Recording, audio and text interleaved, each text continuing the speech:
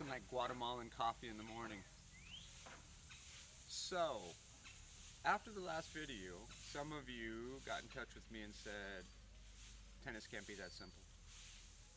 And maybe you're right, but let me just highlight this for you. Every instructional tip that you've ever gotten that has to do with tennis has simply been to make it easier for you to put the ball in the box one more time. So it's got to be pretty important.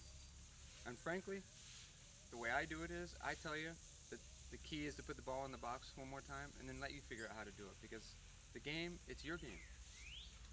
Your weaknesses, your strengths, your unique body makeup, you'll figure out how to do it. You just got to know what you're after.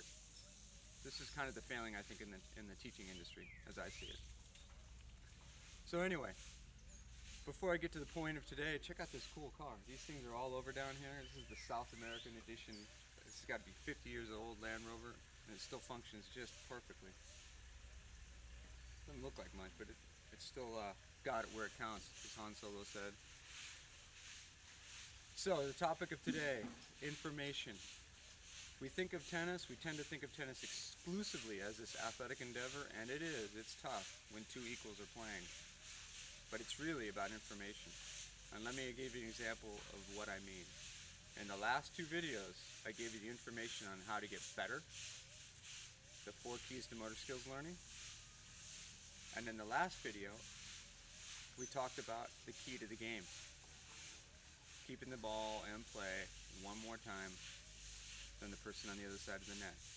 So now, you have better information than 99.9% of the people that you know.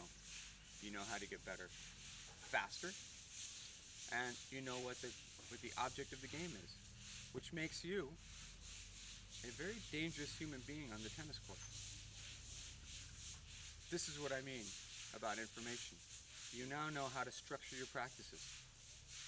It has to include realistic game-like scenarios, and you know to what end you're doing it, to keep the ball in play one more time than the other guy. You can't be confused in a match now. If you're missing too much, you're going to lose. Stop missing. Incorporate that in your practices. You'll learn to stop missing. It really is that simple. Can you believe I get paid for doing this?